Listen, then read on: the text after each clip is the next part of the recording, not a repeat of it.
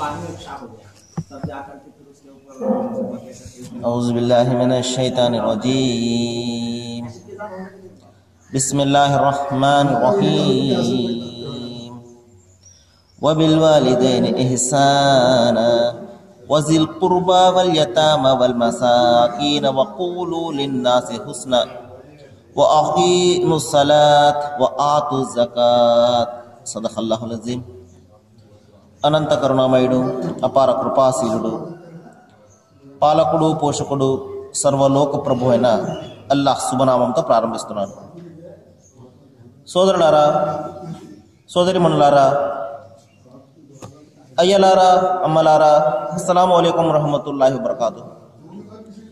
సర్వ సృష్టికర్త అయినటువంటి అల్లాహ్ మన అందరి జీవితాలలో శాంతిని శుభాలను కురిపించును గాక. ఆమీన్. ఇంతవరకు మీ ముందు మనందరి మార్గదర్శక గ్రంథం అంతిమ దైవ గ్రంథం దివ్య ఖురాన్ నుండి 2వ అధ్యాయం 83వ వాక్యం యొక్క అరబీ మూలంను పఠించడం జరిగింది. మనము గత కొన్ని రోజులుగా దేవుని యొక్క హక్కులను గురించి, సాటి మానవుల యొక్క హక్కులను గురించి తెలుసుకున్నాము. మరి నిన్న ప్రజలను సహృదయంతో పలకరించండి, ప్రేమపూర్వకంగా వారిని పలకరించండి అన్న విషయాన్ని గురించి కూడా తెలుసుకున్నాము. ఇన్షాల్లా ఈ రోజున దైవం కలిస్తే ఇక్కడ దైవం ఒక ఆజ్ఞను ఇవ్వడం జరిగింది. ఓ అఖీముస్ సలాత్, మీరు ప్రార్థనను స్థాపించండి అని. సోదరులారా, ఈ ప్రార్థనను నమాజ్ అని పిలవడం జరుగుతుంది. నమాజ్ అనేది ఉర్దూ పదము. అరబీలో సలాత్ అనే పేరుతోటి ఇది ఉంటుంది. సలాత్ అంటే శిలా అనే పదం నుండి వచ్చింది. శిలా అంటే కలుసుకోవడము, సంభాషించడం అని అర్థం. అంటే దైవాన్ని కలుసుకొని ఆయనతో సంభాషిస్తాడు దాసుడు ప్రార్థనలో, కాబట్టి దీన్ని సలాత్ అని పిలవడం జరిగింది. ఈ సలాత్ అనే శాంతి అని కూడా మరొక అర్థం ఉన్నది. అంతిమ గ్రంథం దివ్య ఖురాన్లో సుమారు 700 సార్లు దైవం ఈ సలాత్ అనే పదాన్ని బోధించడం జరిగింది. మరి చూడండి, ఈ ప్రార్థన యొక్క గొప్పతనము, దీని యొక్క ప్రాముఖ్యత ఎంత ఉన్నదో దీన్ని బట్టి మనం అర్థం చేసుకోవచ్చు. సుమారు 700 సార్లు దైవము ప్రార్థన గురించి ఆజ్ఞాపించడం జరిగింది. అయితే రండి సోదరులారా, మీకు చాలా వివరంగా ఈ నమాజ్ అంటే ఏమిటి, ఎందుకు చేయాలి, మానవ జీవితంపై ఈ నమాజ్ యొక్క ప్రభావం ఏ విధంగా ఉంటుంది, ఒకవేళ దీన్ని విడిచిపెట్టినట్లయితే ఎటువంటి పర్యావసానాలు ఉంటాయి, ఈ విషయాన్ని గురించి నేను చాలా వివరంగా చెప్పడానికి ప్రయత్నం చేస్తాను. చూడండి, నమాజ్ కంటే ముందు మస్జిద్ నుండి ఒక పిలుపు వినబడుతుంది. దానిని అజాన్ అని పిలుస్తారు. అజాన్ అంటే పిలుపు అని. అంటే అందులో నుండి ఒక పిలుపు, ఓ దాసులారా, మీ పనులను మీరు మానుకుని దైవం యొక్క గృహం వైపునకు రండి, ప్రార్థన సమయం అవుతున్నది, మీరు వచ్చి దైవాన్ని జ్ఞాపకం చేయండి, దైవంతో సంభాషించండి అని ఒక పిలుపు మస్జిద్ నుండి వెలువడగానే దైవదాసులందరూ కూడా తమ తమ పనులు ముగించుకుని ఆ మస్జిద్ వైపునకు, ఆ దేవుని గృహం వైపునకు, ఆ ఆరాధనాలయం వైపునకు వడివడిగా పరుగులు తీస్తారు. అంటే ఇది ఒక మేలుకొలుపు అన్నమాట. నిద్రపోతున్నటువంటి దైవదాసులను తట్టి లేపే ఒక పిలుపు ఈ అజాన్. మరి ఎప్పుడైతే దైవదాసుడు దైవ గృహంలోనికి ప్రవేశిస్తాడో అక్కడ అతను తన చెప్పులను విడిచిపెడతాడు. మనము ఇక్కడ ఒక విషయాన్ని గురించి మాట్లాడుకుందాము. ఈ చెప్పులు విడవడం అనేది ఒక పవిత్రతకు చిహ్నం. దైవగ్రహానికి చెప్పులతో వెళ్ళడం అనేది అది చాలా అవమానకరమైనటువంటి విషయము దైవానికి. కానీ మనము చాలా ఆరాధనలో చూస్తుంటాము, కింద షూ కట్టుకునే ఉంటారు, ఆరాధన చేస్తూనే ఉంటారు. ఇది నిజంగా దైవాన్ని అవమానపరచడమే అన్నమాట. కాబట్టి చెప్పులు విడిచిన వెంటనే మనిషి, ఆ దైవదాసుడు వజు అనే ఒక కార్యక్రమాన్ని చేయాలి. వజు అంటే అర్థం ఏమిటంటే కాళ్లను, చేతులను, ముఖాన్ని ఒక క్రమ పద్ధతిలో శుభ్రపరచుకోవడము. దీన్ని వజు అని పిలవడం జరిగింది. ఇది లేకుండా నమాజ్ కాదు. ప్రవక్త ముహమ్మద్ సల్లల్లాహు అలైహి వసల్లం వారు చెప్పారు, లా సలాత ఇల్లా బి వజు, అంటే బి తహూర్. తహూర్ అంటే పరిశుద్ధం అన్నమాట. అంటే మనలను పరిశుద్ధపరచుకున్నంత వరకు శారీరకంగా, దైవం యొక్క గృహంలో అనుమతి ఉండదన్నమాట. అందుకనే ప్రతి మస్జిద్లో కూడా, ఇక్కడ మస్జిద్ అంటే అర్థం ఏమిటంటే సోదరులారా, సజదా చేసే ప్రదేశము అని. సజదా అంటే అర్థం ఏంటంటే సాష్టాంగము, సాష్టాంగ పడే ప్రదేశాన్ని సజదాహ్గా మస్జిద్ అని పిలవడం జరుగుతుంది. ప్రవక్త ముహమ్మద్ వారు చెప్పారు, నా అనుచర సమాజానికి ప్రపంచమంతా మస్జిదే అని. దైవం ప్రతి చోట ఉంటాడు. అయితే ఇక్కడ మస్జిద్ అని ఎందుకు ఒక కట్టడం జరిగిందంటే ప్రజలందరికీ కూడా ఆ సమయానికి చేరడానికి అనువుగా ఉంటుంది కాబట్టి, అందరూ కూడా కలిసి దైవం యొక్క ఆరాధన చేయాలి కాబట్టి అందరికీ అనువుగా ఉండడం కోసము ఒక గృహాన్ని కట్టడం జరిగింది తప్ప మస్జిద్లోనే దైవం ఉంటాడు బయట ఉండడు అని అర్థం కాదు. అక్కడ ప్రజలందరికీ అనుకూలంగా ఉండడం కోసము, వారందరూ వచ్చి దేవుని యొక్క ఆరాధన చేయడం కోసము, ఆయన సమక్షంలో సాష్టాంగ పడడం కోసం అనువుగా ఉండే నిమిత్తమే దైవం యొక్క గృహం కట్టడం జరిగింది తప్ప మస్జిద్లోనే దైవం ఉంటాడు అని అర్థం కాదు. దైవం ప్రతి చోటలో ఉంటాడు, సర్వవ్యాప్తి ఆయన. కాబట్టి సోదరులారా, మరి మస్జిద్లోనికి రాగానే ఒక పక్కన కాళ్ళు చేతులను కడుక్కోవడం కోసము పైపులు వరుసగా పెట్టి ఉంటాయి. మీరు ఎప్పుడైనా గమనించారో లేదో, ఎప్పుడైనా మస్జిద్కు మీరు లోపల వచ్చినట్లయితే పక్కన పైపులు కనబడతాయి. సుమారు ఒక డజన్ వరకు కూడా వరుసగా పైపులు ఉంటాయి. కూర్చోవడానికి ఒక దిమ్మ కూడా ఉంటుంది. ఈ విధంగా కూర్చుని ఆ దాసుడు చాలా పద్ధతి ప్రకారము, ప్రవక్త ముహమ్మద్ సల్లల్లాహు అలైహి వసల్లం వారు సూచించిన పద్ధతి ప్రకారము తన కాళ్లను తన చేతులను ఒక క్రమపద్ధతిలో కడుక్కుంటాడు. దీనిని వజూ లేకపోతే తహూర్ అని పిలవడం జరుగుతుంది. అయితే రండి సోదరులారా, ఈ యొక్క క్రమ పద్ధతిలో కడుక్కునే విధానాన్ని వజూ అంటారు. ఇది లేకుండా దైవదాసుడు నమాజును ఆచరించలేడు, ప్రార్థనను చేయలేడు, దైవ గ్రంథాన్ని ముట్టుకోలేడు, దైవ గ్రంథాన్ని చదవలేడు, ఇంకా ఎటువంటి పవిత్రమైనటువంటి కార్యాన్ని కూడా చెయ్యలేడు అనమాట ఇది లేకుండా. కాబట్టి ఇంకా అయితే సోదరులారా, ఇప్పుడు నేను ఈ విధంగా శరీరాన్ని కడుక్కోవడం అనే ఈ క్రమ పద్ధతిలో ఈ శరీరాన్ని శుభ్రపరచుకోవడం అనే విధానాన్ని గురించి మీకు చెప్తాను. ఇది కేవలము శరీరాన్ని శుభ్రపరచుకోవడమే అయితే ఇంత ప్రాముఖ్యత ఉండేది కాదు. దీని యొక్క అంతరార్థాన్ని మీకు నేను వివరించడానికి ప్రయత్నం చేస్తాను. దీని యొక్క అంతరార్థము, ఈ వజూ చేయడంలో ఉన్నటువంటి అంతరార్థాన్ని ముస్లిం సోదరులకు కూడా తెలియదు. వాళ్ళు కేవలము అదొక పద్ధతి, కాళ్ళు చేతులు కడుక్కోవడము అన్నట్టుగానే భావిస్తారు తప్పించి దీని యొక్క అర్థాన్ని, పరమార్థాన్ని గ్రహించినట్లయితే ఎన్నడూ కూడా విడిచిపెట్టడం కాదు, దాని యొక్క నిజమైనటువంటి అర్థాన్ని గ్రహించినట్లయితే వాళ్ళ యొక్క విశ్వాసం మరింతగా పెరుగుతుంది. చూడండి, దాసుడు ముందుగా తన చేతులను కడుక్కుంటాడు. ఈ రోజున మనకు సైన్స్ ఏం చెప్తుందంటే ప్రతి మనిషిలో కూడా కరెంట్ ఉంటుంది, విద్యుత్ శక్తి ఉంటుంది. మరి మనిషిలో ఉండే కరెంటును ఉపయోగించి ఒక చిన్న ట్రాన్సిస్టర్ను మనము పలికించవచ్చు, ఒక చిన్న టార్చ్ లైట్ను కూడా మనము వెలిగించవచ్చు. అంత విద్యుత్ శక్తి ఉంటుంది మనసులో, ప్రతి మనిషిలో కూడా. మరి ఎప్పుడైతే దాసుడు ఈ నీళ్లతోటి తన చేతులను కడుక్కుంటాడో ఆ చేతుల నుండి ఒక విద్యుత్ శక్తి ఉత్పత్తి అయి అతని శరీరం అంతా కూడా పాకుతుంది. ఈ శరీరం అంతా కూడా ఒక ఉత్తేజాన్ని పొందుతుందన్నమాట. ఆ తర్వాత చేతులను కడుక్కున్న తర్వాత దాసుడు ఏం చేస్తాడంటే తన నోటిలో నీళ్లను వేసి ఉక్కిలిస్తాడు. చూడండి, ఈ రోజున డాక్టర్లు ఏం చెప్తున్నారంటే మనిషి తన చేతులను శుభ్రంగా కడుక్కున్నట్లయితే సగం జబ్బులు రావు అని చెప్తున్నాడు. ఈ విధంగా ఒకరి నుండి ఒకరికి అంటుకోవడం అనే ఈ జబ్బులన్నీ కూడా ఒకరి నుండి ఒకరు ఈ చేతుల ద్వారా అంటుకుంటాయి. కాబట్టి మనిషి శుభ్రంగా ఎప్పుడైతే చేతులు కడుక్కుంటాడో అతనికి జబ్బులు సగం వరకు తగ్గే అవకాశం ఉందని చెప్పేసి ఈ రోజున డాక్టర్లు చెప్తుంటారు. కాబట్టి ఒక దైవదాసుడు 5 పూటల అతను చేతులను శుభ్రంగా కడుక్కుంటాడు. చూడండి, ఈ విధంగా చేయడంలో అంతరార్థం చూడండి, మన శారీరకంగా కూడా ఎన్ని ఉపయోగాలు ఉన్నాయి చూడండి. ఆ తర్వాత చేతులను కడుక్కున్న తర్వాత ఇప్పుడైతే ఆ యొక్క నోటిని ఉక్కిలించి అతను ఆ యొక్క పండ్లను శుభ్రపరుచుకుంటాడో అతని పండ్లు కూడా శుభ్రమవుతాయి. ఆ తర్వాత ఒక ఆరాధన చేస్తూ అతను పళ్ళను తోముకుంటాడు. ఏమనంటే, ఓ దైవమా, ఈ నోటి నుండి నేను అనేకమైనటువంటి దుర్భాషలు ఆడుతున్నాను, దీని నుండి నన్ను రక్షించు.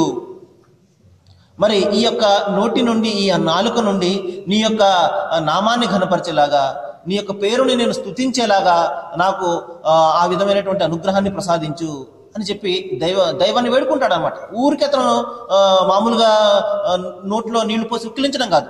దీని యొక్క అంతరార్థం ఏంటంటే అతను దైవాన్ని ప్రార్థించాలి. ఈ నోటి నుండి నేను మంచి పనులు చేసేలాగా, మంచి మాటలు పలికేలాగా, దైవం యొక్క స్తుతిని చేసేలాగా నాకు అనుగ్రహించు అని చెప్పేసి ఆ నోటిని అతను కడుక్కుంటాడు.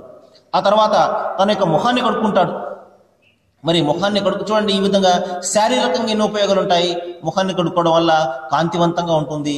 ఎందువలనంటే మామూలుగా కడుక్కోవడం రోజుకు ఒకసారి 2 సార్లు వేరు. మరి 5 పూటల్లో కూడా ఆ దైవదాసుడు ఈ యొక్క దైవాన్ని దర్శిస్తున్నాను నేను. చూడండి, ఏదైనా ఒక పెద్ద మనిషి వచ్చారండి, ఏ ముఖ్యమంత్రి వచ్చారు, ఆయన్ని మనం కలుసుకుంటున్నప్పుడు మనం ఎంతగా నీట్గా డ్రెస్ అది వేసుకుని వెళ్తుంటాం, నీట్గా తయారై వెళ్తాం. మరి అదేవిధంగా ఈ దైవదాసుడు తన దైవాన్ని కలుసుకోవడానికి వెళ్తున్నాడు, తన దైవంతో మాట్లాడడానికి వెళ్తున్నాడు. కాబట్టి ముందుగా శరీరాన్ని పరిశుభ్రపరచుకుంటాడు, తన దుస్తులను పరిశుభ్రంగా ఉంచుకుంటాడు. ఈ విధంగా ఎప్పుడైతే తన మొహాన్ని ఆ నీళ్లతోటి అతను కడుక్కుంటాడో ఒక ప్రార్థన చేస్తాడు. ఓ దైవమా, మరణం తర్వాత వచ్చే ప్రళయ దినాన్న దుమ్ము ధూళి కొట్టుకుపోయి ఉంటాయి కొన్ని ముఖాలు. ఎవరైతే దైవాన్ని తిరస్కరిస్తారో ప్రపంచంలో, ఎవరైతే తమ మనస్సుకు నచ్చిన విధంగా ఇక్కడ జీవితాన్ని గడుపుతారో, దైవాన్ని నుండి దూరంగా గడుపుతారో, దైవ గ్రంథాన్ని అనుసరించకుండా తమ ఇష్టం వచ్చినట్లు ఎవరైతే జీవితం గడుపుతాడో వారి ముఖాలు అక్కడ పాలిపోయి ఉంటాయి, దుమ్ము ధూళి కొట్టుకుపోయి ఉంటాయి. అటువంటి పరిస్థితుల్లో ఓ దైవమా, నా యొక్క ఈ మొహాన్ని నువ్వు కలకలలాడేలా చెయ్యి, కాంతివంతంగా చెయ్యి అని దైవాన్ని ప్రార్థించి తన మొహాన్ని కడుక్కుంటాడు. తద్వారా అతని ప్రపంచంలో కూడా ఆ ముఖం కలకలలాడుతూ ఉంటుంది దైవం యొక్క వెలుగుతోటి. అంతేకాకుండా పరలోకంలో మరణం తర్వాత కూడా అతని యొక్క మొహము తేజస్సుతోటి వెలిగిపోతుంటుంది. ఈ విధంగా అతను ముక్కును శుభ్రపరుచుకుంటాడు. ఈ రోజున మనకు డాక్టర్లు చెప్తుంటారు, ఈ విధంగా ఈ బయట ఉండే ఈ దుమ్ము ధూళి అంతా కూడా ముక్కులో చేరిపోయి అనేక రకమైన రోగాలకు కారణమవుతుంటుంది. ఎప్పుడైతే మనిషి ముక్కును శుభ్రపరచుకుంటాడో అతనికి శారీరకంగా కూడా ప్రయోజనం లభిస్తుంది. మరి పరలోకంలో అతను ఒక ప్రార్థన చేస్తాడు. ఇక్కడ ఓ దైవమా, ఆ భయంకరమైనటువంటి దుర్గంధం, నరకం నుండి వచ్చే దుర్గంధాన్ని నాకు రాకుండా చెయ్యి, మంచి స్వర్గం యొక్క సువాసనను నాకు దక్కేలా చెయ్యి నా మరణం తర్వాత అని ఒక దువా చేసుకుంటాడు అతను ముక్కును శుభ్రపరుచుకుంటూ. ఈ విధంగా అతను ఒక క్రమ పద్ధతిలో తన కాళ్లను తన చేతులను ఈ విధంగా బాగా శుభ్రపరుచుకొని దైవం యొక్క గ్రహంలోకి అతను ప్రవేశిస్తూ ఒక ప్రార్థన చేస్తాడు. ఓ దైవమా, నా కోసము నీ కారుణ్యపు ద్వారాలను తెరువు. అల్లాహు మఫ్తాలి అబ్వాబ రహమతక. అంటే ఓ దైవమా, నేను నీ కారుణ్యాన్ని ఆశిస్తూ నీ గృహంలో నేను ప్రవేశిస్తున్నాను, నీ యొక్క కారుణ్యపు ద్వారాలు నా కోసం తెరువు అని మస్జిద్లో ప్రవేశించడం జరుగుతుంది. సోదరులారా, ఇప్పుడు చెప్పాను మస్జిద్ అంటే అర్థం ఏమిటంటే సజదా చేసే చోటు అని. సజదా అంటే సాష్టాంగ ప్రమాణము. ఇక్కడ ఒక ప్రధానమైనటువంటి విషయాన్ని నేను మీకు చెప్పడానికి ప్రయత్నం చేస్తాను. అదేమిటంటే సాష్టాంగము అంటే సహజంగా మన అందరిలో ఒక ఆలోచన ఉన్నది. అదేమిటంటే బోర్ల పడిపోవడం అని. చూడండి, సహజంగా మన హైందవ సోదరులు ఎక్కువగా భావిస్తుంటారు సాష్టాంగం అంటే బోర్ల పడిపోయి ఇది ప్రమాణం చేయడం అని. అది ఎంత మాత్రం కూడా కాదు సోదరులారా. అష్ట అంటే 8 అని అర్థము. అంటే 8 అంగాలు కింద తగలాలి, నేలకు తగలడమే సాష్టాంగము. 8 అంగాలు అంటే చూడండి, 2 చేతులు, 2 మోకాళ్ళు, 2 కాళ్ళ యొక్క చివరి బొటన వేళ్ళు, 1 ముక్కు, 1 నుదురు. ఈ 8 అంగాలు నేల మీద తగలడమే సాష్టాంగ ప్రమాణము. కానీ ఈ సంగతి మనకు తెలియదు, మన పెద్దలు కూడా చెప్పరు, మన పండితులు చెప్పరు. సాష్టాంగం అంటే మనము బోర్ల పడిపోయి నమస్కారం చేయడం అని భావిస్తుంటాం. అది ఎంత మాత్రం కూడా కాదు. ఏ విధంగా అయితే ముస్లిం సోదరులు సాష్టాంగ పడుతూ ఉంటారో అది నిజమైనటువంటి పద్ధతి అది. కాబట్టి ఈ విధంగా సాష్టాంగం చేసే దైవానికి సాష్టాంగం చేసే స్థలము కాబట్టి దీన్ని మస్జిద్ అని పిలవడం జరిగింది. అయితే ప్రవక్త సల్లల్లాహు అలైహి వసల్లం వారు మస్జిద్ను గురించి చాలా స్పష్టంగా చెప్పడం జరిగింది, ఏ విధంగా ఉండాలి అని. మస్జిద్లు అతి సామాన్యంగా ఉండాలి, ఎటువంటి ఆర్భాటాలకు ఉండకూడదు. చూడండి, ఈ రోజున మనము దైవగ్రహానికి వెళ్తే చాలా రకాల ఆర్భాటాలు ఉంటాయి, లైటింగులతోటి, ఇంకా అనేక రకమైనటువంటి విషయాలతోటి. ఈ విధంగా దైవారాధన పక్కదారి పడుతూ ఉంటుంది. మనం దైవారాధన కోసం వెళ్తాము, కానీ అనేక రకమైనటువంటి విషయాలు ఆకర్షించేస్తూ ఉంటాయి. అందుకనే ప్రవక్త వారు చెప్పారు, దేవుని గృహము, దేవుని ఆరాధనాలయము చాలా సామాన్యంగా ఉండాలి, దైవం యొక్క అనుగ్రహాన్ని ఆశిస్తూ ఉండాలి తప్ప మరొక విషయాలను మనం ప్రాపంచిక విషయాలను పట్టించుకోకూడదు అని ప్రవక్త వారు చెప్పడం జరిగింది. ఇంకా ప్రవక్త వారు చెప్పారు, మరి నా యొక్క అనుచర సమాజానికి ప్రపంచమంతా మస్జిదే, ప్రపంచమంతా ఆరాధనాలయమే. అందుకని చూడండి, ముస్లిం సోదరులు ఎక్కడన్నా ఏదైనా బయట ఏదైనా ప్రయాణంలో ఉన్నారనుకోండి, అక్కడ నమాజ్కు వేళైన వెంటనే వాళ్ళు అక్కడ నమాజ్ చేసుకోవడం మీరు చూస్తూనే ఉంటారు. ఈ విధంగా ప్రపంచం అంతా కూడా దేవుని యొక్క స్థలమే కాబట్టి శుభ్రంగా ఉన్న చోట నమాజ్ వాళ్ళు ఆచరిస్తూ ఉంటారు. ఈ విధంగా పలానా చోట చేయాలి, పలానా మస్జిద్కి వెళ్ళాలి అన్న నియమం కానీ నిబంధన కానీ ఏది కూడా ఉండదు. ప్రపంచంలోని మస్జిద్లన్నీ కూడా, ప్రపంచంలో ఉన్నటువంటి ఆరాధనాలయాలన్నీ కూడా ప్రపంచంలో ఉన్నటువంటి మస్జిద్లు అన్నీ కూడా ముస్లిం యొక్క సోదరులు వెళ్ళి ఆచరిస్తారు తప్పించి మా ఊళ్ళో ఉన్నటువంటి మస్జిద్కి వెళ్తాను, మా పేటలో ఉన్నటువంటి మస్జిద్కి వెళ్తాను అన్న నిబంధన ఎంత మాత్రం కూడా లేదు. కాబట్టి సోదరులారా, ఇంకా ప్రవక్త వారు చెప్పారు, దేవుని దృష్టిలో శ్రేష్టమైనటువంటి స్థలం ఏదైనా ఉంది అంటే అది సజ్దా చేసే చోటే, అంటే దేవునికి సాష్టాంగ పడే ఈ యొక్క మస్జిదే అని ప్రవక్త వారు చెప్పడం జరిగింది. దేవుని యొక్క ఆరాధన ఎక్కడ జరుగుతుందో, దేవునికి ఎక్కడైతే సాష్టాంగ ప్రమాణం జరుగుతుందో ఆ స్థలము దేవునికి అత్యంత ఇష్టమైనటువంటి చోటు. ఇంకా దైవానికి ఇష్టం కాని చోటులు ఏదైనా ఉంది అంటే ఈ బజార్లో అని చెప్పడం జరిగింది. బజార్లో నానా రకాలైనటువంటి వ్యవహారాలు జరుగుతుంటాయి. కాబట్టి మనం ఎప్పుడైనా మార్కెట్కి వెళ్ళినప్పుడు లేదా ఏదైనా బజార్కి వెళ్ళినప్పుడు వెంటనే మన పనులు ముగించుకుని అక్కడ నుండి బయటకు పడడానికి మనం ప్రయత్నం చేస్తూ ఉండాలి. ఇంకా ప్రవక్త వారు చెప్పారు, మరి ఎవరైతే మస్జిద్ను అభిమానిస్తుంటారో, సోదరులారా మళ్ళీ ఇంకొకసారి చెప్తున్నాను, మస్జిద్ అంటే అర్థం ఏమిటంటే దేవునికి సాష్టాంగపడే చోటు అని, దేవునికి సాష్టాంగపడే చోటు అని, దేవుని యొక్క ఆరాధనాలయము అని. కాబట్టి ఎవరైతే దేవుని ఆరాధనాలయాన్ని అభిమానిస్తాడో దైవం అతనికి తన సింహాసనం కింద చోటును ప్రసాదిస్తాడు. ప్రళయ దినాన్న మనం నుంచోడానికి చోటు లేనటువంటి పరిస్థితి వచ్చేస్తుంది. ఇక్కడ మనము అనేక రకమైనటువంటి బిల్డింగ్స్ కట్టుకోవచ్చు, అనేక రకాల మంచి మంచి సౌకర్యాలతోటి మనము మన యొక్క గృహాలను నిర్మించుకోవచ్చు. కానీ మరణం తర్వాత మనకు నీడ లేకుండా అయిపోయే పరిస్థితి ఒకటి వస్తుంది.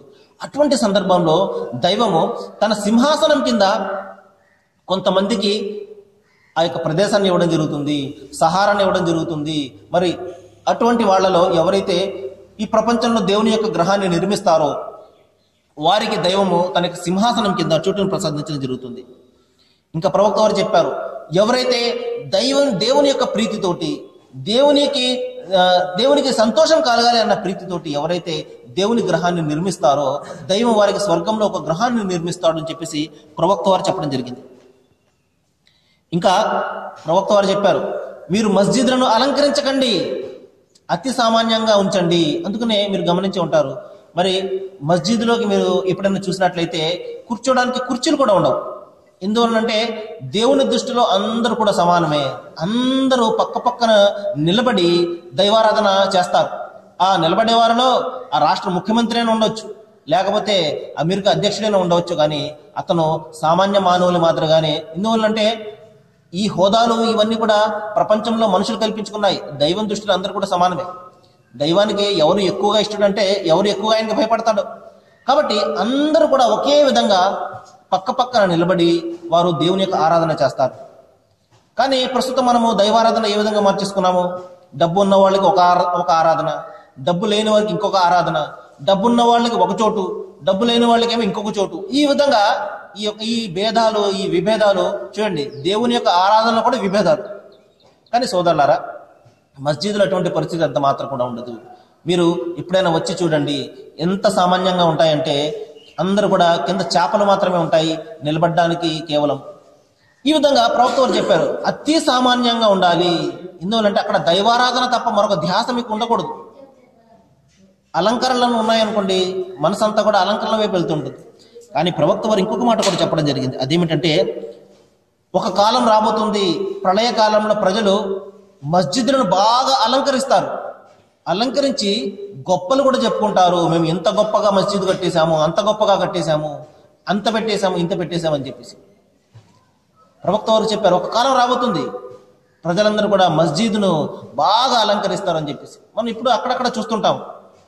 అలంకరణ కూడా ప్రస్తుత సమాజంలో మొదలైపోయాయి. కానీ ప్రవక్త వారి యొక్క ఆచరణ, ఆయన యొక్క ఉపదేశం ఏమిటంటే ఎంత సామాన్యంగా ఉండాలో అంత సామాన్యంగా ఉండాలి మస్జిద్ అనేది. అక్కడ దైవారాధన తప్ప మరొక విషయం ఏది కూడా మిమ్మల్ని ఆకర్షించకూడదు. కాబట్టి సోదరులారా, నేను ఈ విధంగా మస్జిద్లో ఆ యొక్క దాసుడు అందులో ప్రవేశించిన తర్వాత అక్కడ దైవారాధన చేస్తాడు. దానినే నమాజ్ అని పిలవడం జరుగుతుంది. ఇది దైవము ఆజ్ఞాపించినటువంటి విషయము. 5 పూటలా కూడా మీరు నమాజు చేయండి, నమాజును మీరు స్థాపించండి మీ జీవితంలో. ఏ విధంగా అయితే ఒక ఇంటికి పునాది ఉంటుందో అదే విధంగా మీ జీవితానికి ఈ నమాజ్ అనే పునాది మీద మీ జీవితం ఉండాలి. ఎల్లప్పుడూ కూడా మీ కనెక్షన్ దైవంతో ఉండాలి. ఏదో రోజుకు ఒకసారి వెళ్ళారు, లేకపోతే వారానికి ఒకసారి వెళ్ళారు, ఇటువంటిది పరిస్థితి ఉండకూడదు. అనుక్షణం కూడా దైవం మీతో ఆ యొక్క అనుసంధానం ఉండాలి, దైవంతో ఆ యొక్క సంబంధం ఉండాలి. ఈ విషయంతోనే దైవము మీ జీవితాల్లో మీరు నమాజును స్థాపించండి అని ఇక్కడ ఆజ్ఞాపించడం జరిగింది.